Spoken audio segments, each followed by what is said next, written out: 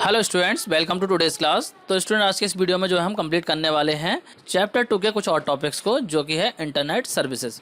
और ये चैप्टर का पार्ट 4 है। इससे पहले मैं 3 पार्ट बना चुका हूँ। अगर आप लोगों ने वो पार्ट नहीं देखे हैं तो देख लेना। उन पार्ट को क्लास 10th की प्लेलिस्ट में डाल दिया है, तो आप लोग चेक कर लेना। तो चलिए आज की इस वीडियो को स्टार्ट करते हैं और डिस्कस करते हैं इस चैप्टर के बचे हुए टॉपिक्स को। तो लास्ट वीडियो को हमने यहाँ पे एंड करा था। हम डिस्कस करने वाले थे ई शॉपिंग को। तो चलिए बात करते हैं ई शॉपिंग की। देखिए, ई शॉपिंग बोलिए या फिर ऑनलाइन शॉपिंग बोलिए, इसका मतलब क्या होता है। देखिए, ई शॉपिंग और online shopping refers to buying products and services over the internet. मतलब इंटरनेट की हेल्प से जब आप कुछ ऑनलाइन खरीदते हैं तो उसी को बोलते हैं हम ई शॉपिंग, या फिर आप कह सकते हैं ऑनलाइन शॉपिंग। तो मतलब कि शॉपिंग को जब आप ऑनलाइन करते हैं, इंटरनेट की हेल्प से करते हैं, तो उसे बोल देते हैं हम ई शॉपिंग। तो आई होप आप लोगों को ई शॉपिंग समझ में आ गया होगा। ई शॉपिंग सभी ने की होगी, फ्लिपकार्ट या अमेजोन से कभी ना कभी कुछ ना कुछ आपने ऑर्डर किया होगा। अब बात करते हैं ई शॉपिंग के एडवांटेज की। तो देखिए, ई शॉपिंग के क्या क्या एडवांटेज हैं। पहला एडवांटेज की अगर हम बात करें, दैट इज़ कन्वीनियंस। देखिए, जब भी आपको शॉपिंग करनी होती है तो आप क्या करते हैं, कहीं ना कहीं मार्केट में जाते हैं और वहाँ से शॉपिंग करके आते हैं, कोई भी चीज़ खरीद के लेके आते हैं। लेकिन यहाँ पे आपको कहीं जाने की ज़रूरत ही नहीं है। आप घर पे बैठे बैठे शॉपिंग कर सकते हैं। अपने कंप्यूटर पर, मोबाइल फ़ोन से कोई भी प्रोडक्ट जो है वो आप ऑर्डर कर सकते हैं। तो बहुत ही ज़्यादा कन्वीनियंट मोड है शॉपिंग का। Next is information and review. मतलब क्या हुआ, जो भी आप ई शॉपिंग करते हैं तो कोई भी प्रोडक्ट जो आप ऑनलाइन देखते हैं उसके बारे में पूरी इन्फॉर्मेशन आप चेक कर सकते हैं वहाँ पे, कि क्या क्या उसके अंदर है, क्या क्या डिटेल है, वो सारी चीज़ वहाँ पे चेक कर सकते हैं। और जो है उस प्रोडक्ट के आप रिव्यू भी चेक कर सकते हैं। मतलब कि जो लोग उस प्रोडक्ट को परचेस कर चुके हैं तो उन लोगों के वहाँ पे रिव्यू आपको मिल जाते हैं, तो वो भी आप वहाँ पे चेक कर सकते हो। तो इस तरीके से आपको ओवरऑल आइडिया मिल जाता है प्रोडक्ट के बारे में। Next is price and selection. मतलब क्या है, बहुत सारी कैटेगरी के अकॉर्डिंग आप वहाँ पे प्रोडक्ट को सिलेक्ट कर सकते हैं। प्राइस के अकॉर्डिंग आप अपनी रेंज जो है चूज़ कर सकते हैं कि इतने से इतने रेंज के बीच में जो है मुझे प्रोडक्ट की रिक्वायरमेंट है, तो उस रेंज को डाल के आप वहाँ पे प्रोडक्ट को सर्च कर सकते हैं। तो सारी चीज़ें वहाँ पे आपको मिल जाती हैं। आप अपने अकॉर्डिंग जो है प्राइस को वहाँ पे सेट कर सकते हैं, उसी के अकॉर्डिंग जो है वहाँ पे आपको प्रोडक्ट देखने को मिल जाएंगे। इसके अलावा एडवांटेज में नेक्स्ट पॉइंट की बात करें, दैट इज़ कंपल्सिव शॉपिंग। मतलब क्या है, यहाँ पे जो है आपको शॉपिंग करने के लिए कोई फोर्स नहीं करेगा। आप जो है प्रोडक्ट को देखेंगे, उसके रिव्यू वगैरह पढ़ेंगे, और आप जब सेटिस्फाई हो जाएंगे तभी आप जो है उस प्रोडक्ट को ऑर्डर करेंगे। लेकिन ऑफलाइन शॉपिंग में कई बार क्या होता है कि अगर आप कोई प्रोडक्ट खरीदने जाते हैं तो आपका मन भी नहीं होता है, लेकिन क्या होता है वहाँ पे जो सेलिंग पर्सन्स होते हैं, मतलब जो सेल्समैन होते हैं, वो आपको इस तरीके से बताते हैं प्रोडक्ट को, तो आप क्या है उसको परचेस करके ले आते हो उनकी स्किल्स की वजह से, जबकि आपको उसकी रिक्वायरमेंट नहीं होती है। तो वो सारी चीज़ें आपको ऑनलाइन शॉपिंग में देखने को नहीं मिलती हैं। मतलब कोई आपको फोर्स नहीं करेगा, आप जो है प्रोडक्ट को देख के अपने रिक्वायरमेंट के अकॉर्डिंग सेलेक्ट कर सकते हैं। तो ये होगा कुछ एडवांटेज ई शॉपिंग के। आई होप आपको समझ में आ गए होंगे। अब बात करते हैं ई शॉपिंग के डिसएडवांटेज की। तो देखिए, एडवांटेज के साथ साथ ई शॉपिंग के काफ़ी सारे डिसएडवांटेज भी हैं। क्या क्या हैं। पहला है, online shopping does not have a personal touch of shopping. मतलब क्या है, यहाँ पे आपको पर्सनल टच देखने को नहीं मिलता शॉपिंग का। मतलब कि जो प्रोडक्ट है उसको आप पर्सनली टच करके नहीं देख सकते, किस टाइप का है, कैसा दिख रहा है। जो आपको ऑनलाइन पिक्चर में दिखाई देगा उसी को देख के आपको सेटिस्फाई होना पड़ेगा। अगले डिसएडवांटेज की बात करें तो ये है, an important issue as making payments online is not completely safe. मतलब क्या है, जब भी आप ऑनलाइन शॉपिंग करते हैं तो जो आप पेमेंट करते हैं वो कई बार सेफ नहीं होता है। वहाँ पे जो है आपकी इंफॉर्मेशन लीक हो सकती है। इसके अलावा only a few website offer free shipping of product. मतलब क्या है, बहुत ही कम वेबसाइट ऐसी हैं जो कि प्रोडक्ट को फ्री में शिप करते हैं, वरना क्या होता है ज़्यादातर वेबसाइट आपसे शिपिंग के लिए चार्ज करते हैं। मतलब जो आपका डिलीवरी चार्ज होता है वो वहाँ पे इंक्लूड रहता है। इसके अलावा एक डिसएडवांटेज ये भी है कि अगर आप ई शॉपिंग से कुछ भी प्रोडक्ट खरीदते हैं तो उसको रिटर्न करने में काफ़ी प्रॉब्लम आती है। मतलब कई बार जो है आपका प्रोडक्ट प्रॉपर तरीके से रिटर्न नहीं हो पाता है, या फिर जो आपका अमाउंट होता है उसका वो रिटर्न होकर नहीं मिल पाता है। तो ये प्रॉब्लम ऑनलाइन शॉपिंग में आपको देखने को मिलती है। इसके अलावा सबसे बड़ा डिसएडवांटेज ये है कि यहाँ पे ऑनलाइन फ्रॉड होने का चांस रहता है।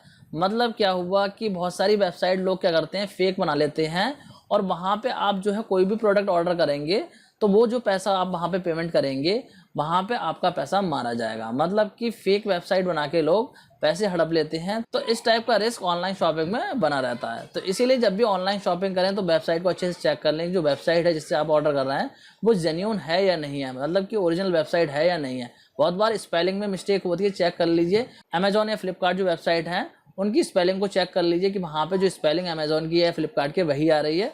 वरना क्या करते हैं, जो हैकर्स होते हैं वो फेक वेबसाइट बना लेते हैं, स्पेलिंग चेंज कर लेते हैं, और जल्दबाजी में हम लोग क्या करते हैं उससे ऑर्डर कर देते हैं। तो इस टाइप की वेबसाइट से आपको बच के रहना है। जब भी आप ऑनलाइन शॉपिंग करें तो इस चीज़ का ध्यान रखें। इसके अलावा अगर हम बात करें ई शॉपिंग वेबसाइट्स की, तो देखिए यहाँ पे जो है मैंने लिस्ट मेंशन कर रखी है ई शॉपिंग वेबसाइट की, जैसे कि अमेजॉन है, फ्लिपकार्ट है, स्नैपडील, मिंत्रा है, होम शॉप 18 है। ये कुछ वेबसाइट हैं जिनकी हेल्प से आप ई शॉपिंग कर सकते हैं, मतलब कि इन वेबसाइट की हेल्प से ऑनलाइन शॉपिंग आप कर सकते हैं। तो आई होप आप लोगों ने इनमें से 1-2 वेबसाइट जरूर यूज़ की होंगी। तो अब हमने ऑनलाइन शॉपिंग को पूरा डिस्कस कर लिया है, तो आई होप आप लोगों को समझ में आ गया होगा कि ऑनलाइन शॉपिंग क्या होती है और ऑनलाइन शॉपिंग के क्या एडवांटेज और डिसएडवांटेज हैं, वो भी आपको समझ में आ गए होंगे। अब डिस्कस करते हैं ई रिजर्वेशन को। तो चलिए बात करते हैं ई रिजर्वेशन की कि ये क्या होता है। देखिए, e reservation means making a reservation और appointment for a service via the internet. मतलब किसी भी चीज़ का अगर आप रिजर्वेशन इंटरनेट की हेल्प से करते हैं तो उसको बोलते हैं ई रिजर्वेशन। अब रिजर्वेशन किसी भी चीज़ का हो सकता है, ट्रेन का हो सकता है, प्लेन का हो सकता है, या फिर बस का हो सकता है, या फिर किसी रूम का हो सकता है, मतलब कि कोई होटल को भी आप बुक कर सकते हैं। तो ये जो ऑनलाइन बुकिंग प्रोसेस होता है इसी को बोलते हैं ई रिजर्वेशन। मतलब कि ऑनलाइन किसी भी चीज़ की बुकिंग करना, उसी को बोलते हैं हम ई रिजर्वेशन। आई होप आप लोगों को ये समझ में आ गया होगा कि ई रिजर्वेशन क्या होता है। तो बात करते हैं ई रिजर्वेशन के बेनिफिट्स की, मतलब कि एडवांटेज की बात करते हैं। तो देखिए, पहला एडवांटेज क्या है, एक्सेसिबल एनीवेयर। मतलब कि ई रिजर्वेशन जो है आप करेंगे किसी भी चीज़ का तो उसको कहीं से भी एक्सेस कर सकते हैं। ऐसा नहीं है, मान लीजिए आपको दिल्ली में कोई होटल बुक करना है तो वहाँ पे आपको जाके ही बुक करना पड़ेगा, आप कहीं से भी बैठ के वहाँ के लिए होटल बुक कर सकते हैं। Next benefit is cost cutting. मतलब क्या है, ई रिजर्वेशन में जो है कॉस्ट काफ़ी कम रहती है। मतलब कि अगर आप जाके बुक करेंगे तो वहाँ पे आपको कॉस्टली मिल सकता है, लेकिन ऑनलाइन बुक करेंगे तो वहाँ पे आपको डिस्काउंट भी मिल जाता है। इसके अलावा ई रिजर्वेशन जो है वो कमीशन फ्री रहता है। मतलब कि अगर आप किसी थर्ड पार्टी से रिजर्वेशन करवाते हैं तो वहाँ पे कमीशन इन्वॉल्व रहता है, लेकिन ऑनलाइन अगर आप खुद करते हैं ई रिजर्वेशन तो वहाँ पे कमीशन इन्वॉल्व नहीं रहता है। इसके अलावा ई रिजर्वेशन जो है वो काफ़ी क्विक होता है। मतलब कि फास्टली आप जो है वहाँ पर रिजर्वेशन कर सकते हैं। ऐसा नहीं है कि आपको वेट करना पड़ेगा, आपको लाइन में लगना पड़ेगा, आप जो है घर पे बैठे बैठे बहुत क्विकली इसको कर सकते हैं। एंड ई रिजर्वेशन जो है वो आपको फैसिलिटी देता है कि वहाँ पे जो है आप अपने रिजर्वेशन में कोई भी चेंजेस करना चाहें या फिर कैंसिल करना चाहें तो वो आप उसको कर सकते हैं। इसके अलावा जब भी आप रिजर्वेशन करते हैं किसी भी चीज़ का, चाहे वो होटल का हो चाहे वो बस का हो, तो वहाँ पे जो है कस्टमर के जो है रिव्यू आप पढ़ सकते हैं कि जो होटल या बस आप बुक कर रहे हैं वो किस टाइप की सर्विस प्रोवाइड करता है। एंड इसके अलावा ई रिजर्वेशन जो है सेफ एंड रिलायबल होता है। मतलब कि ई रिजर्वेशन की हेल्प से आप सेफली किसी भी होटल की या फिर फ्लाइट की टिकट बुक कर सकते हैं। मतलब जिस चीज़ का भी रिजर्वेशन करना चाहते हैं वो आप सेफली कर सकते हैं, काफ़ी सिक्योर ये होता है। तो यही कुछ बेनिफिट हैं जो कि ई रिजर्वेशन के होते हैं। तो अगर हम बात करें कि ई रिजर्वेशन जो है वो कौन कौन से फील्ड में यूज़ होता है, तो देखिए यहाँ पे समझ लेते हैं। ई रिजर्वेशन ने जो है रिजर्वेशन के प्रोसेस को पूरे तरीके से चेंज कर दिया है। मतलब कि पिछले कुछ सालों में ई रिजर्वेशन ने जो रिजर्वेशन का प्रोसेस होता है उसको पूरे तरीके से चेंज कर दिया है। आप लोगों को अगर किसी भी चीज़ का रिजर्वेशन करना है तो उसके लिए आपको लंबी लंबी लाइनों में लगने की ज़रूरत नहीं है, आप घर पे बैठे बैठे ई रिजर्वेशन कर सकते हैं। तो कौन कौन से फील्ड में जो है ई रिजर्वेशन यूज़ होता है, देखिए, होटल रिजर्वेशन के लिए कर सकते हैं आप इसको यूज़, टिकट बुकिंग के लिए कर सकते हैं। मतलब टिकट का रिजर्वेशन करना हो आपको, चाहे वो आपका फ्लाइट का टिकट हो, चाहे ट्रेन का टिकट हो, या फिर बस का टिकट भी हो सकता है। इसके अलावा मूवी के टिकट का रिजर्वेशन कर सकते हैं आप, या फिर किसी इवेंट का रिजर्वेशन कर सकते हैं, जैसे कि कॉमेडी वगैरह शो होते हैं तो उन शोज का भी आप रिजर्वेशन ऑनलाइन कर सकते हैं। या फिर जो स्पोर्ट इवेंट होते हैं, मतलब कि जो मैचेस वगैरह होते हैं उनका भी आप रिजर्वेशन कर सकते हो। कोई क्रिकेट मैच है तो उसके लिए आप टिकट पहले से बुक कर सकते हैं ऑनलाइन, जो वेबसाइट होगी उस पर जाके आप ऑनलाइन बुक कर सकते हो। तो ये कुछ एरियाज हैं जहाँ पे कि ई रिजर्वेशन की सर्विस यूज़ होती है। इनके अलावा भी बहुत सारे एरियाज हैं जहाँ पे कि ई रिजर्वेशन की सर्विस यूज़ होती है। तो अगर हम बात करें कि किस तरीके से हम ई रिजर्वेशन कर सकते हैं, तो देखिए, ई रिजर्वेशन को करने के लिए जिस चीज़ का भी आपको रिजर्वेशन करना है उस चीज़ के लिए आपको उससे रिलेटेड वेबसाइट पे जाना पड़ेगा। जैसे कि अगर आपको ट्रेन का टिकट बुक करना है तो उस केस में जो है आप क्या करेंगे, रेलवे की वेबसाइट पे जाएंगे जो कि है irctc.co.in। इस वेबसाइट पे जाके जो है आप रेलवे का टिकट बुक कर सकते हैं, किसी भी ट्रेन का टिकट आप यहाँ पे बुक कर सकते हैं। इसी तरीके से अगर आपको कोई होटल बुक करना है तो उसके लिए वेबसाइट है makemytrip.com। इससे जो है आप कोई भी होटल बुक कर सकते हैं या फिर कोई भी ट्रिप के लिए आप बुकिंग कर सकते हैं। इसके अलावा भी बहुत सारी वेबसाइट होती हैं जो कि आपको होटल बुकिंग की फैसिलिटी प्रोवाइड करती हैं। एंड इसी तरीके से जो है आप किसी मूवी का या शो का टिकट बुक कर सकते हैं, जिसके लिए यहाँ पे मैंने वेबसाइट मेंशन कर रखी है, बुक माय शो। इस वेबसाइट के थ्रू जो है आप कोई भी मूवी का टिकट या फिर किसी भी शो का टिकट जो है आप बुक कर सकते हैं। इसके अलावा और भी वेबसाइट होती हैं जिनकी हेल्प से आप कोई मूवी का टिकट बुक कर सकते हैं। तो कोई भी टिकट बुक करने के लिए आपको क्या चाहिए, इंटरनेट कनेक्शन चाहिए और ऑनलाइन पेमेंट की फैसिलिटी आपके पास में होनी चाहिए। मतलब कि क्रेडिट कार्ड या फिर डेबिट कार्ड हो या फिर नेट बैंकिंग हो, जिसके थ्रू जो है आप उसका पेमेंट करेंगे, इस तरीके की जो है ऑनलाइन पेमेंट फैसिलिटी आपके पास में होनी चाहिए। तो आप जो है इजिली किसी भी टिकट को बुक कर सकते हैं। तो आई होप आप लोगों को ई रिजर्वेशन का कॉन्सेप्ट पूरी तरीके से समझ में आ चुका होगा। अब बात करते हैं नेक्स्ट सर्विस की, जो कि है ई गवर्नेंस। तो देखिए ई गवर्नेंस का मतलब क्या होता है। ई गवर्नेंस की फुल फॉर्म होती है electronic governance and it refers to the integration of information and communication technology in government processes, services and communication. मतलब कि गवर्नमेंट के जो प्रोसेस होते हैं या फिर जो सर्विसेज होती हैं, उनमें जब आईसीटी को इन्वॉल्व कर दिया जाता है तो उसको बोलते हैं ई गवर्नेंस।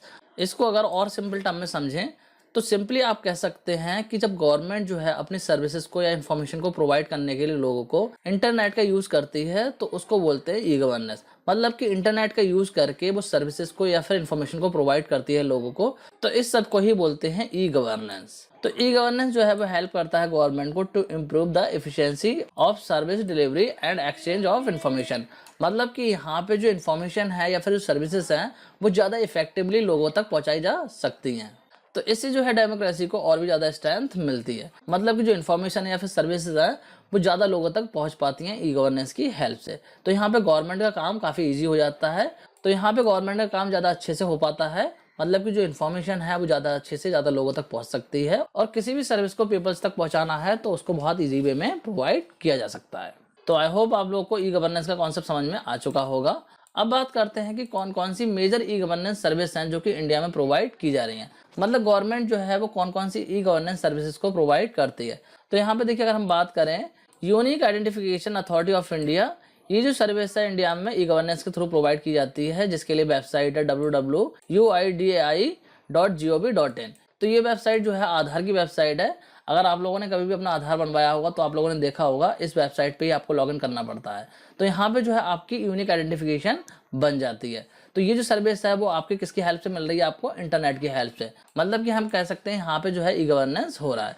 इसी तरीके से यहाँ पे देखिए, consulate, passport, visa division, ministry of external affairs, government of India, यहाँ पे ये सर्विस प्रोवाइड की जाती है, जिसके लिए passportindia.gov.in वेबसाइट है। मतलब कि ये जो है पासपोर्ट के लिए वेबसाइट है, जहाँ पे कि हमें कोई भी पासपोर्ट वगैरह बनवाना होता है या रिन्यू कराना होता है तो इस वेबसाइट से जाके हमें करवाना पड़ता है। तो ये जो सर्विस है वो भी हमें किसके थ्रू मिल रही है, ई गवर्नेंस के थ्रू मिल रही है। इसी तरीके से इनकम टैक्स डिपार्टमेंट का भी एक पोर्टल होता है, जहाँ पे कि आप इनकम टैक्स की डिटेल फिल कर सकते हैं, जैसे कि incometaxindia.gov.in। ये जो वेबसाइट है जहाँ पे कि आप इनकम टैक्स की डिटेल फिल कर सकते हैं, रिटर्न वगैरह फिल अपना कर सकते हैं।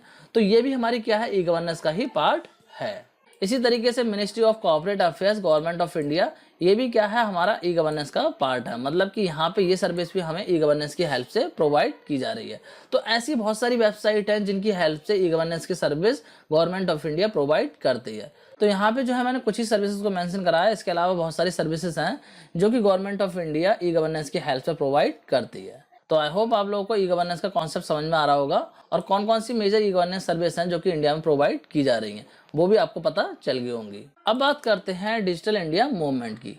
तो देखिए, डिजिटल इंडिया मूवमेंट जो है वो स्टार्ट किया गया था, कब किया गया था, 1 जुलाई 2015। और किसने करा था इसको लॉन्च? इसको लॉन्च करा था हमारे प्राइम मिनिस्टर नरेंद्र मोदी जी ने। तो इस डिजिटल इंडिया मूवमेंट का मेन विजन क्या था? इसका मेन विजन ये था कि इंडिया को जो है टेक्नोलॉजी के फील्ड में एज ए डेवलप नेशन हमें बनाना है। मतलब कि डेवलप नेशन की तरह हमें यहाँ पे इंडिया को बनाना है टेक्नोलॉजी के फील्ड में, जिससे कि जो पीपल्स हैं वो टेक्नोलॉजी को ज़्यादा से ज़्यादा यूज़ कर पाएँ और जो ऑनलाइन सर्विसेज हैं वो सिटीजन्स को ज़्यादा से ज़्यादा प्रोवाइड की जा सकें। तो बात करते हैं कि कौन कौन सी सर्विसेज को डिजिटल इंडिया मूवमेंट में लॉन्च किया गया। मतलब कि कौन कौन सी सर्विस यहाँ पे प्रोवाइड की गई डिजिटल इंडिया मूवमेंट में। देखिए, यहाँ पे डिजिटल इंडिया मूवमेंट में गवर्नमेंट एक एप्लीकेशन लॉन्च करा जिसका नाम था उमंग। उमंग की फुल फॉर्म होती है unified mobile application for new age governance. तो ये एप्लीकेशन यहाँ पे लॉन्च करा और इस एप्लीकेशन में कुछ सर्विसेज को इंक्लूड किया गया। क्या क्या सर्विसेज हैं जो इंक्लूड की गई? जैसे कि आधार है, सीबीएसई बोर्ड की सर्विसेज को ऐड किया गया, डिजी लॉकर को ऐड किया गया, रेलवे टिकट बुकिंग को ऐड किया गया, भारत बिल पेमेंट सिस्टम को ऐड किया गया, ई डिस्ट्रिक्ट की जो सर्विसेज होती हैं उनको ऐड किया गया एंड साथ ही ईपीएफओ की जो सर्विसेज है उनको भी यहाँ पे ऐड किया गया, ई पंचायत की सर्विसेज को ऐड किया गया एंड प्रधानमंत्री कौशल विकास योजना की जो सर्विसेज होती हैं उनको वहाँ पे ऐड किया गया एंड साथ ही यहाँ पे all India council of technical education की सर्विसेज को ऐड किया गया एंड पासपोर्ट की सर्विस को भी ऐड किया गया। इनके अलावा और भी बहुत सारी सर्विस हैं जिनको यहाँ पे इस एप्लीकेशन में ऐड किया गया। तो अगर आप चाहें तो इस एप्लीकेशन को डाउनलोड करके चेक कर सकते हैं। उमंग के नाम से आपको प्ले स्टोर पर मिल जाएगा, उसमें सारी सर्विसेज जो है आपको प्रोवाइड की जा रही हैं। आप जो है सारी सर्विसेज को एक्सेस कर सकते हैं इस एप्लीकेशन के थ्रू। तो ये जो एप्लीकेशन लॉन्च किया गया वो डिजिटल इंडिया मूवमेंट के तहत लॉन्च किया गया। अब बात करते हैं एडवांटेज ऑफ ई गवर्नेंस। तो देखिए ई गवर्नेंस के बहुत सारे एडवांटेज हैं। क्या क्या हैं? एक्सपेंडेड रीच ऑफ गवर्नमेंट, मतलब क्या है, ई गवर्नेंस की वजह से जो गवर्नमेंट की रीच है वो लोगों तक बढ़ जाती है, मतलब ज्यादा नंबर ऑफ पीपल तक जो है गवर्नमेंट कम्युनिकेट कर सकती है। इसके अलावा इसकी वजह से जो है इंक्रीज हो जाता है कन्वीनियंस, मतलब कि गवर्नमेंट का जो कम्युनिकेशन है वो बहुत कन्वीनियंट हो जाता है। अगर पीपल्स के साथ में कम्युनिकेट करना है या कोई भी सर्विस को प्रोवाइड करना है तो वो बहुत ईजिली की जा सकती है। नेक्स्ट एडवांटेज है हाई ट्रांसपेरेंसी, मतलब कि जो भी सर्विस गवर्नमेंट प्रोवाइड करेगी ई गवर्नेंस के थ्रू तो वहाँ पे ट्रांसपेरेंसी बनी रहेगी, मतलब करप्शन होने के चांसेस बहुत कम हो जाते हैं, तो इसीलिए यहाँ पे करप्शन भी रिड्यूस हो जाता है। इसके अलावा नेक्स्ट एडवांटेज ये है डायरेक्ट पार्टिसिपेशन ऑफ कॉन्स्टिट्यूएंट्स, मतलब ये हुआ कि किसी भी एरिया में कोई भी प्रॉब्लम है तो पीपल जो है वो डायरेक्टली कंप्लेन कर सकते हैं। ऑनलाइन पोर्टल्स जो कि गवर्नमेंट ने प्रोवाइड कर रखे हैं तो वहाँ पे कंप्लेन की जा सकती है, मतलब कि गवर्नमेंट से डायरेक्टली कम्युनिकेशन हो सकता है। एंड इसके अलावा एक एडवांटेज ये भी है रिडक्शन इन ओवरऑल कॉस्ट, मतलब कोई भी सर्विस को अगर इम्प्लीमेंट करना हो या प्रोवाइड करना हो पीपल्स को तो उसके लिए जो इम्प्लीमेंटेशन कॉस्ट होगी वो यहाँ पे कम हो जाती है, क्योंकि इंटरनेट के थ्रू जो सर्विस प्रोवाइड की जाएगी तो वहाँ पे कॉस्ट कम हो जाती है, तो गवर्नमेंट को बहुत ज़्यादा खर्चा करने की रिक्वायरमेंट नहीं होती है। ऑनलाइन जो है वो सर्विस को प्रोवाइड कर देते हैं जिससे कि वो सर्विस जो है कम पैसों में जो है इम्प्लीमेंट हो जाती है। तो यही कुछ एडवांटेज हैं जो कि ई गवर्नेंस के होते हैं। आई होप आप लोगों को समझ में आगे होंगे। अब बात करते हैं ई गवर्नेंस के डिसएडवांटेज की। तो देखिए ई गवर्नेंस के जो है एडवांटेज के साथ साथ डिसएडवांटेज भी हैं। क्या क्या है? Non availability of internet services in many rural and remote areas, मतलब कि जो गांव वगैरह के एरियाज होते हैं वहाँ पे अभी भी इंटरनेट की सर्विस उतनी अच्छी नहीं है, तो यहाँ पे जो सर्विसेज हैं वो लोगों को अच्छे से प्रोवाइड नहीं हो सकती, मतलब कि जहाँ पे इंटरनेट की सर्विस अच्छी नहीं है तो वहाँ पे लोग जो है उस सर्विस को एक्सेस नहीं कर सकते। जो गवर्नमेंट इंटरनेट के थ्रू प्रोवाइड कर रही है उस सर्विस को वो ज़्यादा अच्छे से एक्सेस नहीं कर पाएंगे। इसके अलावा एक डिसएडवांटेज ये भी है कि यहाँ पे जो है हाई लेवल ऑफ सिक्योरिटी जो है वेबसाइट्स पे नहीं रहती है, मतलब गवर्नमेंट के जो पोर्टल्स होते हैं उन पे साइबर अटैक हो सकता है, वहां से इन्फॉर्मेशन को चोरी किया जा सकता है या फिर डेटा को मिसयूज किया जा सकता है। तो गवर्नमेंट की बहुत सारी वेबसाइट ऐसी होती हैं जो कि अनसिक्योर होती हैं, जहाँ पे कि HTTPS जो प्रोटोकॉल होता है वो आपका इंप्लीमेंट किया हुआ नहीं होता है। तो बहुत सारी वेबसाइट अनसिक्योर होती हैं जिसपे कि अगर कोई भी पर्सन अपनी इन्फॉर्मेशन डालता है तो वहां से इन्फॉर्मेशन को हैक किया जा सकता है। इसके अलावा डिसएडवांटेज ये भी है कि लैक ऑफ अवेयरनेस, मतलब बहुत सारे लोगों को जो है सर्विसेज के बारे में पता ही नहीं होता है कि जो ई गवर्नेंस की सर्विसेज प्रोवाइड कर रही है गवर्नमेंट उनको किस तरीके से एक्सेस करना है। उन्हें वहाँ पे जो है ट्रेनिंग ही नहीं मिल पाती है कि उनको किस तरीके से सर्विसेज को एक्सेस करना है, तो यहाँ पे ये भी डिसएडवांटेज हो जाता है। एंड इसके अलावा जो है बहुत सारी सर्विसेज ऐसी हैं जो कि सिटीजन्स को प्रोवाइड की जा रही हैं लेकिन वो ई गवर्नेंस का पार्ट नहीं है, मतलब कि उन सर्विसेज को इंटरनेट के थ्रू प्रोवाइड नहीं किया जा रहा है। तो ऐसी बहुत सारी सर्विसेज हैं जिनको अभी भी ई गवर्नेंस में ऐड करना बाकी है। तो यही कुछ डिसएडवांटेज हैं जो कि ई गवर्नेंस के हो सकते हैं। आई होप आप लोगों को ये भी समझ में आ गए होंगे। तो अब जो है हमने पूरा ई गवर्नेंस को डिस्कस कर लिया है, तो आई होप आप लोगों को समझ में आ गया होगा ई गवर्नेंस क्या होती है और किस तरीके से जो है यहाँ पे गवर्नमेंट अपनी सर्विसेज को प्रोवाइड करती है और इसके एडवांटेज क्या है, डिसएडवांटेज क्या है, वो भी हमने डिस्कस कर लिए हैं। अब डिस्कस करते हैं इंटरनेट की नेक्स्ट सर्विस को जो कि है ई ग्रुप्स। तो बात करते हैं ई ग्रुप्स क्या होते हैं। देखिए ई ग्रुप जो है वो एक तरीके के डिस्कशन ग्रुप होते हैं जहाँ पे कि आप किसी पर्टिकुलर टॉपिक पे डिस्कशन कर सकते हैं, मतलब कि अपने चॉइस के टॉपिक पे आप ई ग्रुप में ज्वाइन कर सकते हैं और वहाँ पे उस टॉपिक पे आप डिस्कशन कर सकते हैं। तो ई ग्रुप जो है वो एक तरीके के ऑनलाइन ग्रुप्स होते हैं, जैसे कि हमारा व्हाट्सअप ग्रुप होता है या फेसबुक पे भी ग्रुप्स होते हैं। तो वहाँ पे हम ज्वाइन हो जाते हैं तो हम जो है उस ग्रुप में पर्टिकुलर टाइप का कन्वर्सेशन करते हैं। इसी तरीके से ई ग्रुप्स की वेबसाइट्स होती हैं जहाँ पे कि आप पर्टिकुलर टॉपिक पे या पर्टिकुलर सब्जेक्ट के ई ग्रुप में ज्वाइन कर सकते हैं और वहाँ पे जो है आप अपने इंटरेस्ट के अकॉर्डिंग डिस्कशन बोर्ड में ज्वाइन कर सकते हैं, मतलब कि वहाँ पे डिस्कशन में पार्टिसिपेट कर सकते हैं। तो ग्रुप का जो भी मेंबर मैसेज करता है उसको सभी लोग देख सकते हैं और रिप्लाई भी कर सकते हैं। एंड ई ग्रुप जो है वो आपको फैसिलिटी देते हैं कि वहाँ पे जो है आप फाइल्स को अपलोड और डाउनलोड कर सकते हैं, मतलब कि जैसे व्हाट्सएप ग्रुप में हम कोई भी मीडिया को सेंड कर सकते हैं उसी तरीके से जो ई ग्रुप्स होते हैं उनमें भी आप किसी भी टाइप की फाइल को डाउनलोड और अपलोड कर सकते हैं। और ई ग्रुप का बेस्ट फीचर ये है कि यहाँ पे जो भी मैसेज पोस्ट किया जाता है वो आपका हमेशा के लिए रहता है। कोई भी ग्रुप मेंबर अगर चाहे बाद में देखना तो उस मैसेज को देख सकता है, मतलब कि वहाँ पे जो है आपका मैसेज पोस्ट किया हुआ रहता है। तो यहाँ पे एग्जाम्पल में जो है मैंने 2 वेबसाइट मेंशन कर रखी हैं जो कि आपको ई ग्रुप्स की फैसिलिटी प्रोवाइड करती हैं, groups.yahoo.com एंड groups.google.com। ये 2 वेबसाइट हैं जो कि ई ग्रुप की फैसिलिटी आपको प्रोवाइड करती हैं। इसके अलावा भी बहुत सारी वेबसाइट हैं जहाँ पे कि आप ई ग्रुप को ज्वाइन कर सकते हैं। बहुत सारी वेबसाइट हैं जो कि ई ग्रुप की फैसिलिटी प्रोवाइड करती हैं। जैसे कि अगर हम बात करें फेसबुक की, तो फेसबुक पे जो ग्रुप होता है वो भी एक तरीके का ई ग्रुप ही होता है। तो आई होप आप लोगों को ई ग्रुप का कॉन्सेप्ट समझ में आ गया होगा। अब बात करते हैं ई ग्रुप के एडवांटेज की। तो देखिए ई ग्रुप के एडवांटेज क्या है। पहला एडवांटेज है e groups are accessible any time and anywhere. मतलब क्या है, यहाँ पे जो है ई ग्रुप को आप कभी भी एक्सेस कर सकते हैं। जब तक आपके डिवाइस में इंटरनेट है, आप जो है उसको कहीं से भी किसी भी टाइम एक्सेस कर सकते हैं। एंड ई ग्रुप्स में जो भी डिस्कशंस होते हैं वो आपके काफी लॉन्ग टाइम के लिए स्टोर रहते हैं। उनको जो है आप बार बार देख सकते हो, मतलब कि रिविजिट करना चाहो तो आप उसको कर सकते हो। एंड ई ग्रुप्स जो है वो इनकरेज करते हैं साई पीपल्स को, मतलब कि कुछ ऐसे पीपल जो अपने थॉट्स वगैरह नहीं रख पाते हैं, तो ई ग्रुप्स की हेल्प से वो जो है वहाँ पे अपने थॉट्स या आइडिया को शेयर कर सकते हैं। क्योंकि वहाँ पे जो है फेस टू फेस इंटरेक्शन नहीं होगा। वहाँ पे अगर वो चाहें तो कोई आइडिया शेयर कर सकते हैं या फिर किसी भी डिस्कशन में पार्टिसिपेशन कर सकते हैं टेक्स्ट मैसेज के through. And E groups provide valuable real life experience. मतलब क्या है, ई ग्रुप में जितने भी पार्टिसिपेंट्स होंगे तो वो अपने एक्सपीरियंस वहाँ पे शेयर करेंगे कि उनका लाइफ का एक्सपीरियंस कैसा रहा या उन्होंने किसी प्रॉब्लम को किस तरीके से सॉल्व करा। तो यहाँ पे जो है रियल लाइफ एक्सपीरियंस जो है आप शेयर कर सकते हैं।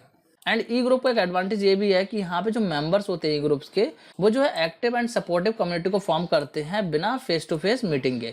मतलब कि यहाँ पे बिना फेस टू फेस मीटिंग के लोग आपस में कनेक्टेड रहते हैं, एक दूसरे से जो है कनेक्टेड रहते हैं ग्रुप में।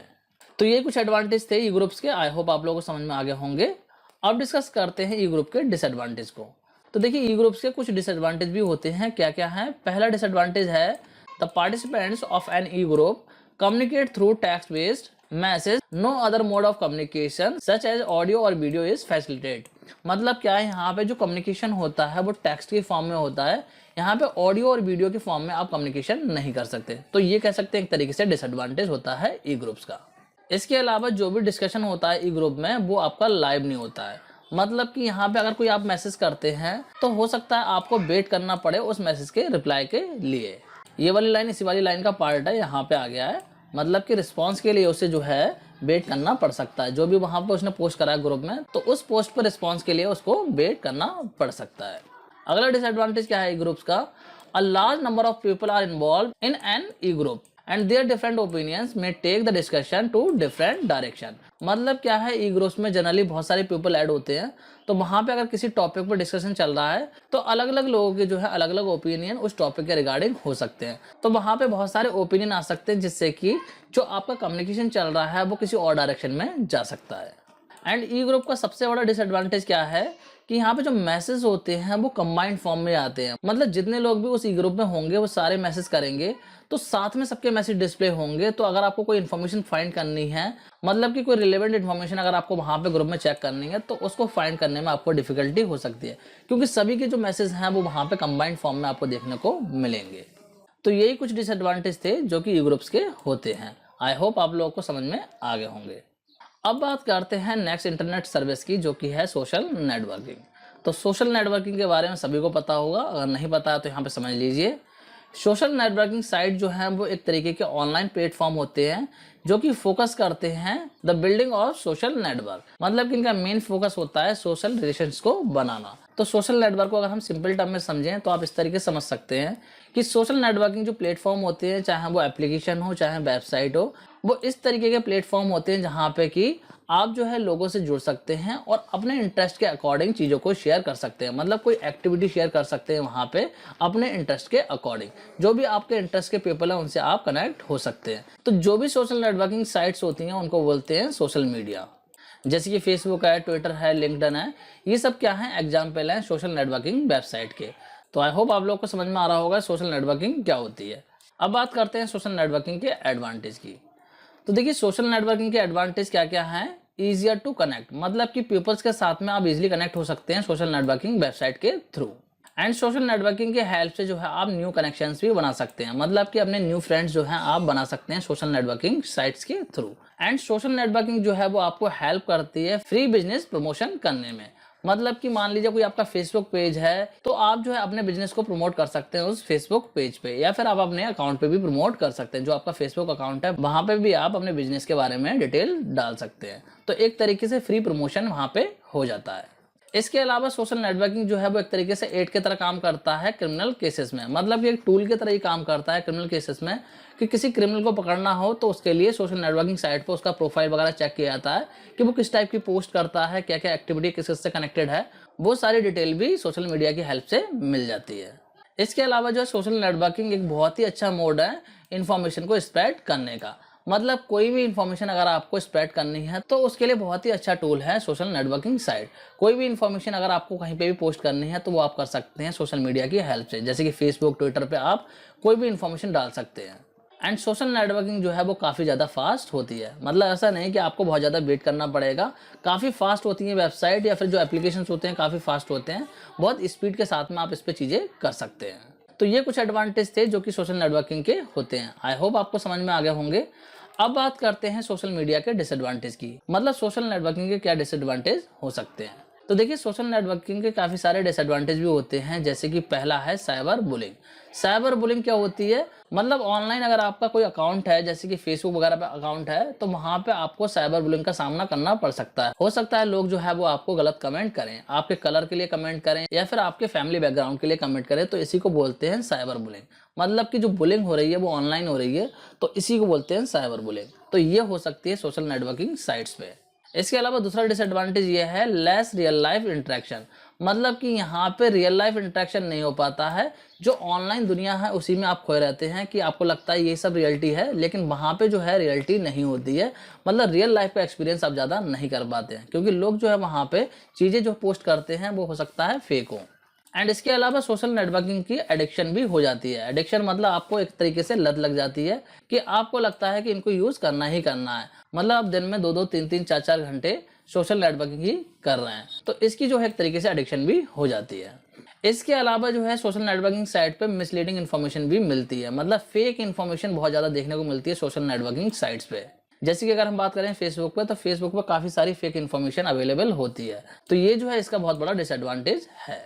इसके अलावा सोशल नेटवर्किंग साइट पे जो इन्फॉर्मेशन आपकी उसको मिसयूज किया जा सकता है। मतलब कोई जो है आपकी इन्फॉर्मेशन वहां से चोरी कर सकता है और उसको मिसयूज कर सकता है। एंड सोशल मीडिया साइट पे जो है फेक प्रोफाइल्स होते हैं। मतलब लोग जो है किसी और की आइडेंटिटी को यूज करके फेक प्रोफाइल बना लेते हैं। तो ये भी क्या है एक तरीके से इसका डिसएडवांटेज है। एंड लास्ट डिसएडवांटेज है सोशल नेटवर्किंग साइट का पीयर प्रेशर। मतलब क्या है यहाँ पे लोग जो है एक दूसरे को देख के पीयर प्रेशर में आ जाते हैं। मतलब कि यहाँ पे अगर कोई फोटो डाल रहा है उस टाइप की, तो दूसरे पर्सन को भी लगता है कि मुझे भी इसी तरीके से फोटो डालनी चाहिए। मान लीजिए कोई कहीं घूमने गया है तो उसने वहां की फोटो डाली, तो दूसरा पर्सन जो उस फोटो को देखा उसके माइंड में भी आएगा कि यार मुझे भी यहाँ पे घूमना चाहिए। या फिर किसी ने कोई बाइक के साथ में या अपनी गाड़ी के साथ में फोटो डाली है, तो दूसरे पर्सन के माइंड में आएगा कि मेरे पास भी ऐसी बाइक होनी चाहिए, मेरे पास भी ऐसी गाड़ी होनी चाहिए। तो वो जो है प्रेशर में आ जाता है, उसे लगता है कि मुझे भी इस टाइप की चीजों को करना चाहिए। तो ये भी जो है काफी बड़ा डिसएडवांटेज है सोशल नेटवर्किंग साइट का। तो यही कुछ डिसएडवांटेज होते हैं सोशल नेटवर्किंग साइट के। आई होप आप लोगों को ये समझ में आ गए होंगे। अब बात करते हैं एथिक्स इन सोशल नेटवर्किंग। मतलब जब भी आप सोशल नेटवर्किंग को यूज कर रहे हैं तो उस टाइम पे आपको क्या एथिक्स को फॉलो करना है।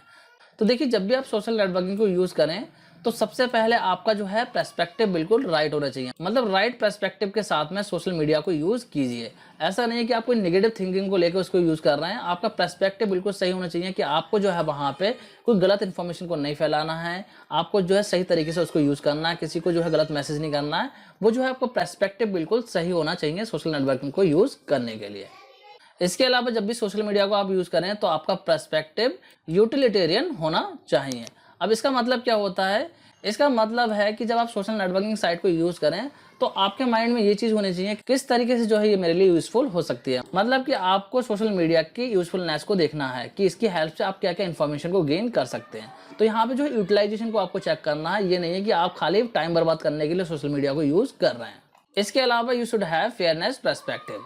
मतलब जो आपका पर्सपेक्टिव है वो बिल्कुल फेयर होना चाहिए। ऐसा नहीं है पर्टिकुलर कम्युनिटी के लिए वहां पे जो है आप भेदभाव करें, किसी पर्टिकुलर कम्युनिटी के अगेंस्ट जो है वहां पे चीजें आप ना लिखें। मतलब कोई भी ऐसी चीज वहां पे पोस्ट ना करें जो कि आपको कंट्रोवर्सी में डाल सकती है। मतलब कि आपको सोशल मीडिया को फेयर तरीके से यूज करना। एंड इसके अलावा you should have virtue perspective. मतलब सोशल मीडिया को जब भी आप यूज़ करें तो अच्छे से यूज़ करें, लोगों के साथ में अच्छे से कम्युनिकेट करें, और लोगों की अगर आप हेल्प कर सकते हैं सोशल मीडिया की हेल्प से तो आप हेल्प भी कीजिए। मतलब कि सोशल मीडिया को आपको प्रॉपर तरीके से यूज़ करना है। ये सारी एथिक्स हैं जो कि आपको फॉलो करनी है। तो आई होप आप लोगों को सोशल मीडिया का कॉन्सेप्ट पूरी तरीके से समझ में आ चुका होगा। अब डिस्कस करते हैं मोबाइल टेक्नोलॉजी को। तो बात करते हैं मोबाइल फ़ोन टेक्नोलॉजी क्या होती है। देखिए, मोबाइल टेक्नोलॉजी जो है वो ऐसी टेक्नोलॉजी को बोलते हैं जो कि मेनली मोबाइल डिवाइसेस में यूज़ होती है। अब मोबाइल डिवाइसेस में कौन कौन सी डिवाइस हो सकती हैं? टैबलेट हो सकता है आपका, या फिर स्मार्टफोन, या फिर जो नॉर्मल फ़ोन होते हैं वो आपके हो सकते हैं। तो मोबाइल टेक्नोलॉजी की पॉपुलैरिटी जो है वो इसकी सर्विसेज की वजह से है जो कि ये टेक्नोलॉजी प्रोवाइड करती है। जैसे कि वॉइस कॉलिंग है, सेंडिंग टेक्स्ट मैसेज है, जीपीएस नेविगेशन है, सेंडिंग ईमेल है, या फिर बहुत सारे और एप्लीकेशन होते हैं जो कि ये टेक्नोलॉजी ऑफर करती है। तो इसीलिए टेक्नोलॉजी इतनी ज़्यादा पॉपुलर है। तो सिंपल टर्म में अगर हम कहें तो मोबाइल टेक्नोलॉजी जो है ऐसी टेक्नोलॉजी को बोलते हैं जो कि मोबाइल डिवाइसेस में यूज़ होती है। तो चलिए अब कुछ पॉपुलर मोबाइल टेक्नोलॉजी को डिस्कस करते हैं। सबसे पहले बात करते हैं एसएमएस की। तो देखिए, एसएमएस की फुल फॉर्म क्या होती है? एसएमएस की फुल फॉर्म होती है शॉर्ट मैसेज सर्विस, और ये जो है एक क्विक एंड कन्वीनियंट वे है टू सेंड शॉर्ट मैसेज। मतलब क्या है, एसएमएस के थ्रू आप शॉर्ट मैसेजेस को मोबाइल डिवाइसेस पे सेंड कर सकते हैं। तो यहाँ पे जो मैसेज होता है उसकी लेंथ रहती है 160 कैरेक्टर, और अगर किसी एसएमएस में 160 कैरेक्टर से ज़्यादा हो जाते हैं कैरेक्टर, तो यहाँ पे क्या होगा, जितने भी कैरेक्टर ज़्यादा होंगे वो दूसरे एसएमएस में डिवाइड हो जाएंगे। मतलब कि मल्टीपल सेगमेंट बन जाएंगे 160 कैरेक्टर्स के, और फिर जो है उसी ऑर्डर में वो सेंड होंगे। मतलब कि मल्टीपल एसएमएस क्रिएट हो जाएंगे 160 कैरेक्टर्स के। तो आई होप आप लोगों को समझ में आ रहा होगा एसएमएस क्या होता है। एसएमएस सिंपली क्या है, शॉर्ट मैसेज सर्विस है जिसमें कि आप 160 कैरेक्टर तक के मैसेज को सेंड कर सकते हैं मोबाइल डिवाइसेस पे। अब बात करते हैं एमएमएस की। तो देखिए, एमएमएस की फुल फॉर्म होती है मल्टीमीडिया मैसेजिंग सर्विस। अब देखिए, एमएमएस भी बिल्कुल सेम एसएमएस की तरह वर्क करता है, लेकिन यहाँ पे एक डिफरेंस रहता है कि आप मैसेज के साथ साथ मीडिया को भी सेंड कर सकते हो। मतलब कि एमएमएस की हेल्प से भी आप टेक्स्ट मैसेज को सेंड कर सकते हो, लेकिन टेक्स्ट मैसेज के साथ साथ आप कोई मीडिया सेंड कर सकते हो, जैसे कि ऑडियो है, वीडियो है, वो भी आप साथ में सेंड कर सकते हो मोबाइल डिवाइसेस के लिए। तो सिंपल टर्म में कहें तो एमएमएस क्या है, एक मल्टीमीडिया मैसेजिंग सर्विस है जिसमें कि आप एसएमएस के साथ में, मतलब कि मैसेज के साथ में कोई भी मीडिया अटैच करके किसी भी फ़ोन पे सेंड कर सकते हैं। अब बात करते हैं अगली टेक्नोलॉजी की जो कि है जीएसएम। तो देखिए, जीएसएम की फुल फॉर्म होती है global system for mobile communication. ये जो है जीएसएम की फुल फॉर्म है। तो ये जो है एक तरीके का स्टैंडर्ड प्रोटोकॉल है जो कि सेकंड जनरेशन के डिजिटल सेलुलर नेटवर्क के लिए यूज होता है, और इस टेक्नोलॉजी को सबसे पहले डिप्लॉय किया गया था फिनलैंड में। कब किया गया था? 1991 में। एंड जीएसएम जो है वो टीडीएमए टेक्नोलॉजी को यूज करती है। टीडीएमए की फुल फॉर्म होती है टाइम डिवीजन मल्टीपल एक्सेस। इस टेक्नोलॉजी को ये यूज करती है, एंड ये जो है हेल्प करती है providing same frequency access to multiple users. मतलब कि ये जो है जितने भी यूजर्स होंगे, जितने भी मोबाइल डिवाइसेस होंगे, उनको सेम फ्रीक्वेंसी प्रोवाइड करती है। तो आई होप आप लोगों को जीएसएम टेक्नोलॉजी भी समझ में आ गई होगी। अब बात करते हैं नेक्स्ट टेक्नोलॉजी की जो कि है सीडीएमए। तो देखिए, सीडीएमए की फुल फॉर्म होती है कोड डिवीजन मल्टीपल एक्सेस। तो ये जो टेक्नोलॉजी है वो प्रोवाइड करती है मल्टीप्लेक्सिंग फैसिलिटी। मतलब ये टेक्नोलॉजी करती क्या है, ये हेल्प करती है मल्टीपल सिग्नल्स को to use single transmission channel. मतलब कि जीएसएम एंड टीडीएमए की तरह यहाँ पे जो सीडीएमए टेक्नोलॉजी होती है वो जो है कोई स्पेसिफिक फ्रीक्वेंसी को असाइन नहीं करती है किसी यूजर के लिए। देखिए, जीएसएम में क्या हो रहा था, वहाँ पे एक सेम फ्रीक्वेंसी जा रही थी मल्टीपल यूजर्स के लिए, लेकिन यहाँ पे जो है सेम फ्रीक्वेंसी मल्टीपल यूजर के लिए नहीं जाती है। यहाँ पे टेक्नोलॉजी जो है वो ऑप्टिमाइज करती है बैंडविड्थ को। मतलब जितनी बैंडविड्थ की रिक्वायरमेंट जिस डिवाइस को, उतनी उसको प्रोवाइड कर देती है। तो सीडीएमए टेक्नोलॉजी जो है वो commonly ultra high frequency use करती है। So it is all about CDMA. I hope आप लोगों को ये टेक्नोलॉजी भी समझ में आ गई होगी। अब बात करते हैं नेक्स्ट टेक्नोलॉजी की जो कि है 3G। तो देखिए, 3G के बारे में सभी को पता होगा, अगर नहीं पता तो यहाँ समझ लीजिए। यहाँ पे देखिए, जो जी रहता है इसका मतलब होता है जनरेशन से। G stand for generation. तो यहाँ पे 3G का मतलब है थर्ड जनरेशन। मतलब कि यहाँ पे जो वायरलेस टेक्नोलॉजी यूज हो रही है वो थर्ड जनरेशन की यूज हो रही है, जिसमें कि आप जो है वेब ब्राउजिंग कर सकते हैं काफ़ी फास्ट स्पीड से। तो 3G को कब इंट्रोड्यूस किया गया था? 3G को इंट्रोड्यूस किया गया था 1998 में, और 3G जो है वो 2G और 2.5G का ही क्या है, अपग्रेडेड वर्जन है। तो 3G में जो है आपको 2G से ज़्यादा स्पीड मिलती है। इसमें जो स्पीड है वो आपकी 2 Mbps तक रहती है। So it is all about 3G technology. I hope आपको समझ में आ गया होगा। अब बात करते हैं नेक्स्ट टेक्नोलॉजी की जो कि है 4G।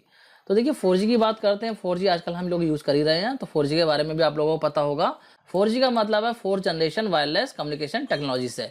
मतलब कि 2G के सक्सेस होने के बाद में 3G आई, जिसमें कि काफ़ी स्पीड आपको मिली, लेकिन 3G से भी ज़्यादा स्पीड जो है वो आपको 4G में देखने को मिलती है। 4G जो है और भी ज़्यादा एडवांस टेक्नोलॉजी है, जहाँ पे कि पैकेट स्विचिंग की फैसिलिटी आपको मिलती है और यहाँ पे डेटा ट्रांसमिशन जो होता है वो काफ़ी हाई स्पीड से होता है। यहाँ पे जो स्पीड रहती है वो आपके 100 Mbps से लेके 1 Gbps तक की हो सकती है। So it is all about 4G technology. I hope आप लोगों को ये भी समझ में आ गई होगी। अब बात करते हैं नेक्स्ट टेक्नोलॉजी की, जो कि है 5G। तो देखिए 5G जो है वो आपकी 5th जनरेशन टेक्नोलॉजी है, जो कि स्टार्ट हो चुकी है 2010 में। लेकिन वर्ल्ड में बहुत सारी ऐसी कंट्री हैं जहाँ पे अभी भी 5G को लॉन्च नहीं किया गया है। मतलब बहुत सारी कंट्री में तो 5G लॉन्च हो चुका है, लेकिन बहुत सारी कंट्री ऐसी भी हैं जहाँ पे अभी 5G लॉन्च नहीं हुआ है। तो 5G टेक्नोलॉजी जो है वो 4G से भी ज़्यादा एडवांस टेक्नोलॉजी है, जहाँ पे कि आपको और भी ज़्यादा स्पीड मिलती है। यहाँ पे जो नॉर्मल स्पीड है वो आपकी Gbps में रहती है। तो इस टेक्नोलॉजी के हेल्प से जो है आप डेटा को बहुत ही ज़्यादा फास्ट स्पीड से ट्रांसमिट कर सकते हैं। और इस टेक्नोलॉजी के हेल्प से आप जो है HD क्वालिटी की पिक्चर्स या फिर इंटरेक्टिव मल्टीमीडिया को स्ट्रीम कर सकते हैं। मतलब कि जो 4K वगैरह वीडियोस होती हैं उनको बहुत ईजिली आप स्ट्रीम कर सकते हैं। So it is all about 5G technology. I hope आप लोगों को 5G टेक्नोलॉजी भी समझ में आ गई होगी। तो स्टूडेंट इसी के साथ जो है आपका ये चैप्टर एंड हो गया है। इस चैप्टर के जितने भी टॉपिक थे वो सारे मैंने आपको एक्सप्लेन कर दिए हैं। आई होप आप लोग को समझ में आ गए होंगे। तो स्टूडेंट आज के इस वीडियो को यहीं पे एंड करते हैं। नेक्स्ट वीडियो में जो है हम नेक्स्ट चैप्टर को कंटिन्यू करेंगे। So student that's it for this video. Thanks for watching.